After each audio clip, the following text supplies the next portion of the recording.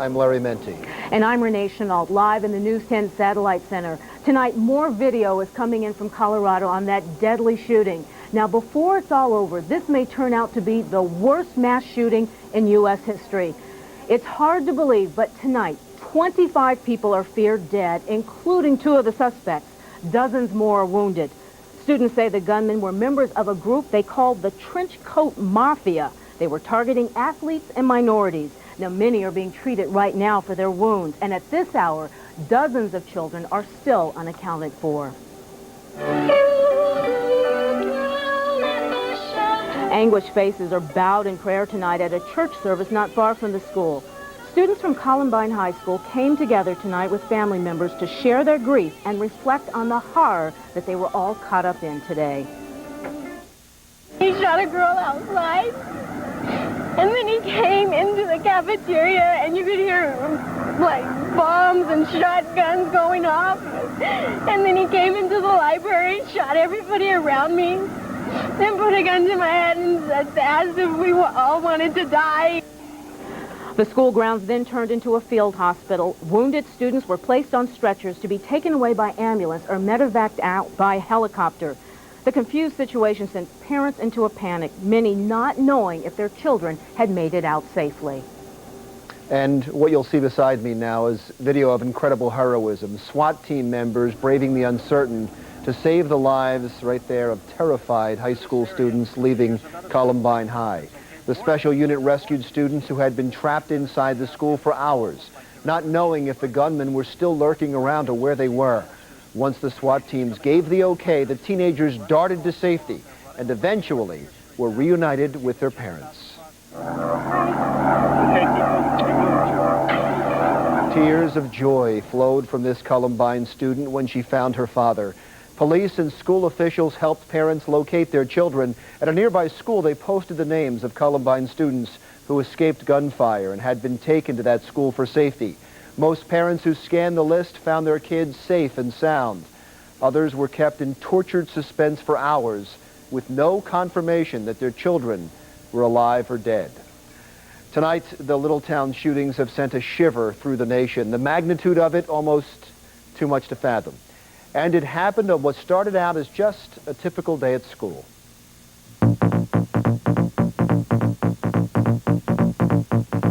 A warm spring day, 11 o'clock in the morning, Denver time, almost lunchtime at Columbine High. Hear a shot, a loud bang, and then we hear some guy go, "Holy crap, there's a guy with a gun." Masked gunmen in trench coats start shooting in the school cafeteria. Kids scatter. Shots ricochet off lockers and walls. People start falling. 11:30 a.m. Police get the first calls. Columbine is quickly surrounded by ambulances and scores of officers. SWAT teams and bomb squads arrive, and FBI negotiators because the gunmen have hostages, students and teachers who couldn't get out.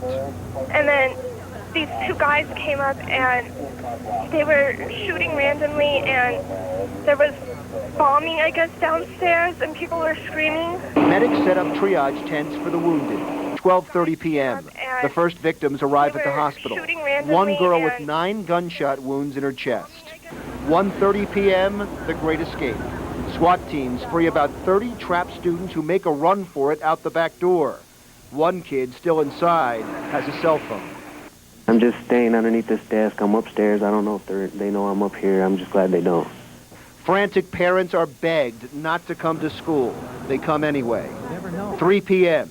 Relief for many of those parents as a second large group of students emerge safely. For them, hugs, kisses, and tears wash the horror of a typical day gone mad. Well, the terror and tragedy prompted an extraordinary address from President Clinton tonight. A somber president went before the cameras at the White House. To the families who have lost their loved ones, to the parents who have lost their beloved children, to the wounded children and their families, to the people of the community of Littleton, I can only say tonight that the prayers of the American people are with you. Well, right now we want to get the very latest on the casualties of the school attack. Jane Wells is live at Swedish Medical Center. Jane, thanks for joining us tonight. Now, you know, I grew up in Littleton, Colorado, went to high school right down the street from Columbine. I know that this community is reeling from what took place tonight. You're at Swedish Medical Center, which is in Inglewood. 4 of the young people are there. Can you tell us what their conditions are right now? Yes, I can. In fact, the most seriously injured of them, 17-year-old Richard Casaldo, just got out of surgery, according to family friends who came out and were told us he had been in surgery for hours throughout this day with injuries to his back, chest, and colon, gunshot wounds, but we are told that he is now out of surgery. This is according to friends, not the hospital yet, that he is unconscious and will be on a ventilator for the night. The other injuries here, 18-year-old Valerie Schnur. She is the woman with 9, you heard, bullet wounds to her chest. Those aren't bullet wounds, those are shrapnel wounds to her chest. PVC pipe. So a pipe bomb exploded near her, and she has 9 shrapnel wounds in her chest. She is in stable condition. 17-year-old Anne-Marie Hochhalter in critical and ICU with a gunshot to the wound to the chest, and 15-year-old Sean Graves in stable but guarded condition with injuries to his back. The families are all up there and going to be there all night. All right, Jane Wells, live at Swedish Medical Center in Inglewood, Colorado. Thank you so much for bringing us up to date tonight. You bet. Well, this is all happening thousands of miles away, but the pictures are reaching out and touching every parent and school child in our area. We're going to have to deal with it in our homes and in our schools. News 10's Doug Schimel is live in Norristown with more on that. Well, school districts all around our area are getting a crash course tonight in crisis management, dealing with the emotional fallout of an event that happened 2 time zones away. And he came into the library and shot everybody around me, then put a gun to my head. Unfiltered images of terror flickering for hours in living rooms like the Harringtons. I wanted to know everybody was safe, and then I heard they weren't, and I couldn't handle it. Marie's daughter, Sarah, is a sophomore at Norristown High School. Oh, I'm just going to walk in school and think, wow, he could be one or she could be one, and I just don't get anyone mad. Counselors say, however, it is perfectly normal to feel some paranoia after seeing events like Littleton unfold on TV. Obviously, it needs to be discussed and discussed openly, and kids need to be able to express their fears, talk about their classmates, and most kids are very secretive in terms of not ratting on classmates. Schools have been getting safer over the past few years. School officials like Ted Davis with Bucks County Schools watched in disbelief as another school district was ripped apart, knowing his own students will need answers, and quickly. We're afraid that other students that may belong to fringe kinds of groups and gangs may even replicate this kind of a situation in other schools. We worry very, very seriously about that. Now, Bucks County just had a seminar, we are told, on school violence just a few weeks ago, and we're told some of the schools may even be contemplating making announcements, holding class assemblies, possibly even having counselors standing by if they are needed. Live in Norristown, I'm Doug Schimel, News 10. Recapping the Colorado school shooting now, as many as 25 students and teachers are dead. The bodies are still inside the school at this hour. At least 23 more people are wounded. The 2 suspected gunmen, members of a group that dresses in black trench coats, are also dead. Who are these kids in the trench coat mafia? Coming up later on News 10 at 11, we'll take you on the internet, where you'll find your kids can find out much more about this group than you may want them to. Well, there's other news to tell you about tonight. Police still have not released the identity of a suspected bank robber who was shot and killed by police in the parking lot of a local mall. It happened right off Route 1 in the parking lot of the Granite Run Mall in Media. Shoppers had to run for cover today when the gun battle began. Authorities say the suspect, armed with a gun and the $11,000 he'd stolen from Mellon Bank, ran to the mall and then tried to blend in with customers. Then he returned to his car, where police say he fired at them. They fired 12 shots back, killing him. No shoppers were injured. And a hidden camera catches a nanny beating a helpless baby. It's video that will make you cringe, but it may also help save other abused children. Also, we'll tell you which South Jersey shore town got an unexpected beach bonus from Mother Nature. And we have sizzling hot news about eating eggs, and it might brighten the look of your breakfast tomorrow. You're watching News 10 at 11. tonight for a young victim of a tragic shooting. These people gathered on South Marshall Street in South Philadelphia tonight to mourn the loss of 7-year-old Nafis Jefferson. The child was shot and killed by a playmate after a group of children found a loaded gun. Now tonight, police say an illegal gun sale played a role in Nafis Jefferson's death. The shooting happened here on Seagull Street after children found a .44 caliber revolver under an abandoned car. Now, according to investigators, that gun was one of 30 weapons originally bought by this man, 24-year-old Perry Bruce. Bruce is already in federal prison for then selling those guns illegally. At least 12 of the guns have been linked to crimes in several cities. Now the latest on the crisis in Kosovo as NATO planes bomb targets for the 28th day. Some senators say that's not enough and want U.S. troops on the ground in Kosovo. Today, NATO planes struck several targets around the Kosovo capital of Pristina. Meanwhile, NATO says it has received reports of Serb atrocities from rape to using teenage boys as human shields. All the while, refugees continue to flow into overcrowded camps in Macedonia. More than 600,000 have been forced to flee since NATO bombs began dropping. Coming up, we'll take you back to Colorado for the very latest on that deadly high school shooting. As parents and students pray, investigators look into what prompted the massacre. I'm Tracy Davidson, live in the Net Center. We are slowly learning more tonight about this group, the Trench Coat Mafia. I'll have the latest as News 10 at 11 continues.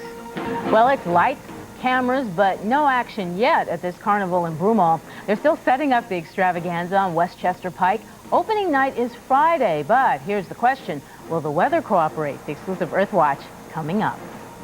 A Connecticut nanny is under arrest tonight after being caught on tape allegedly abusing children. We have the video, and we should warn it might be disturbing to some. The parents set up a hidden camera after finding unexplained bruises on their children. They say it shows 59-year-old Joan Kahn violently pushing an 11-month-old child to the floor and kicking him. Kahn says she doesn't remember hitting the children. She has been charged with 2 felony counts of risk of injury to a minor, and she faces 10 years in prison if convicted. A mild winter has created a very sandy shore along one South Jersey beach. Erosion experts say parts of the Avalon Beach in Cape May County have gained up to 150 feet. A major change for local officials who usually spend April assessing how much sand they lost. On the News 10 Health Watch at 11, Americans are winning the war against cancer, especially men. The American Cancer Society says the number of people diagnosed with cancer has dropped over 2% every year since 1992.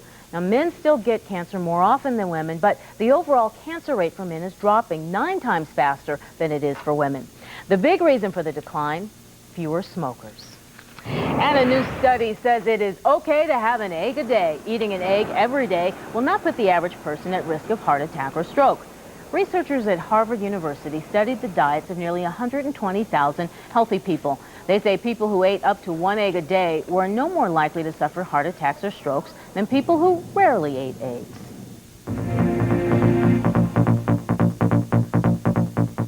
The latest pictures now out of Littleton, Colorado tonight. A prayer service tonight for the students wounded physically and emotionally by today's high school massacre. Police are still trying to figure out how many have been killed. It may be as many as 25 people killed. At least 23 people were injured by bullets or shrapnel from explosives. 2 of the alleged gunmen are dead by their own hands. They are the Columbine High School students. Well, we now want to take an in-depth look at the kids who allegedly committed this massacre. Other students at Columbine High School say they were members of a misfit gang called the Trench Coat Mafia. News 10's Tracy Davidson is live in our Net Center where she found new information about the gang. Tracy. Renee, they are outcasts, considered different. Here's what we know about the Trench Coat Mafia at Columbine. It's a group of about 10 students who dress in all black and wear black trench coats to school every day. One student today described them as strange, but said they kept to themselves. The Trenchcoat Mafia members follow the music of shock rocker Marilyn Manson. The group reportedly hates jocks and minorities and apparently acted on that today. and put a gun to my head and asked if we all wanted to die, and he was going to kill us if we were of color, and if we had a hat, and if we were his police force. One of the suspects created a website for the Trenchcoat Mafia that predicted, actually promised, this would be a day of violence, noting this is the birthday of Adolf Hitler. We also found that Trenchcoat Mafia is similar to goths, which means people who follow a gothic lifestyle. And goths are well known in high schools around the country and here in our area, and there are a number of goth websites. One of them says that the most important thing in a goth wardrobe is a black trench coat. One more thing from Columbine about the Trenchcoat Mafia there. Their message in last year's yearbook read in part, "Who says we are different? Insanity is healthy. Stay alive, stay healthy, stay crazy." Live in the Net Center, Tracy Davidson, News 10.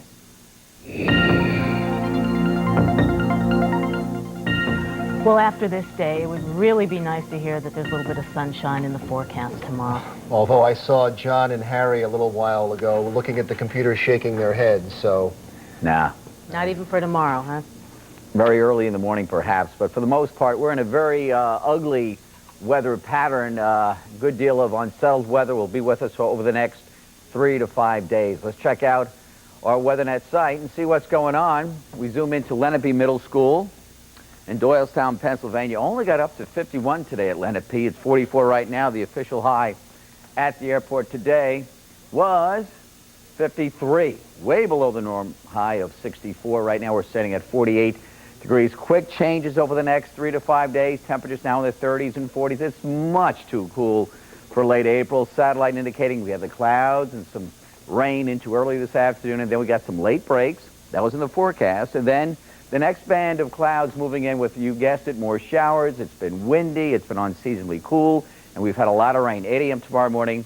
There you go, Renee. Just maybe a little sun, and then the clouds race in, and by day's end, yes, you guessed it, the chance of more showers. Showers Wednesday night. Thursday, here's the warm air. Temperatures in the 70s, here 50s, and you jump the front, but we think the front's going to get stuck right in the city's backyard, meaning to the north and west, temperatures in the 50s. Southern Jersey, Delaware, temperatures in the 70s. For the forecast for the city and the surrounding suburbs for tonight, fair and chilly, patchy fog, lows around 43.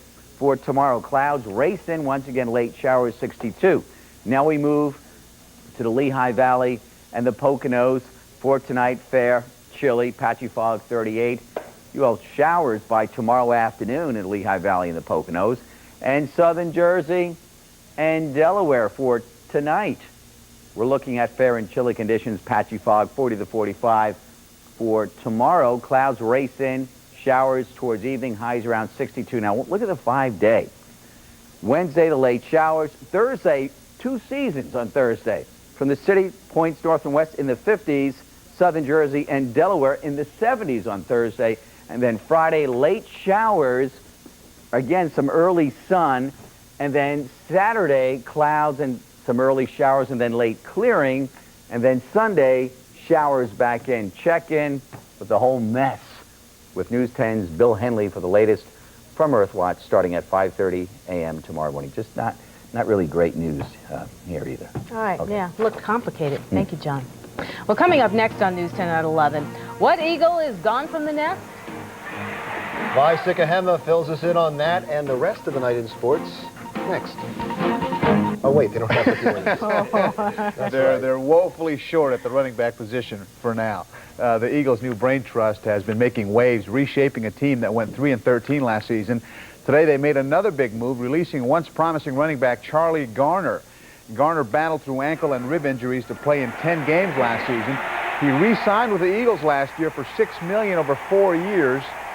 The second-round choice in 1994 was expected to replace Ricky Waters, but now, just like Waters, he too is gone. Phils are in Arizona tonight looking for revenge against the Diamondbacks. Paul Spoljaric starting for the Phils.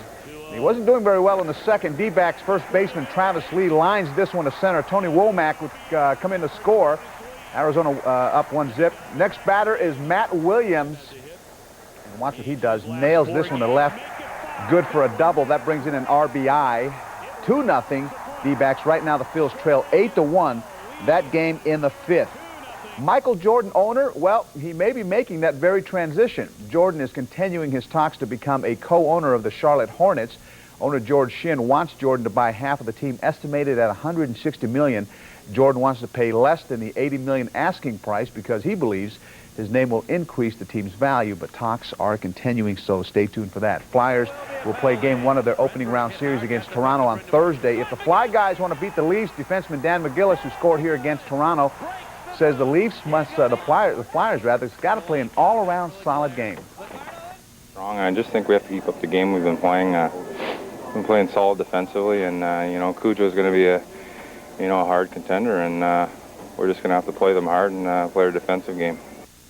Coming up, it's soccer time down at the Fun Center, and we have highlights when we return.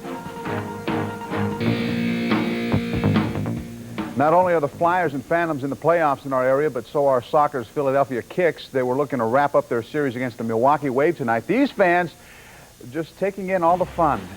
Yoo-hoo! Kicks already leading 4-2. Scott Lawler gets it off the glass, and he puts it home. He is psyched.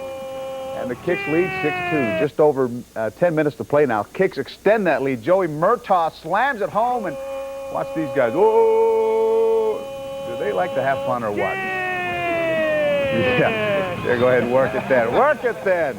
Kicks win this one 14 rather, to 5. They'll take on the Cleveland Crunch now. Controlling interest in the Cincinnati Reds is changing hands. Owner Marge Schott has signed a $67 million deal to transfer ownership shares to businessman Carl Linder, and other team owners must approve that transfer. And we're just talking about the Sixers situation has improved because Milwaukee lost tonight.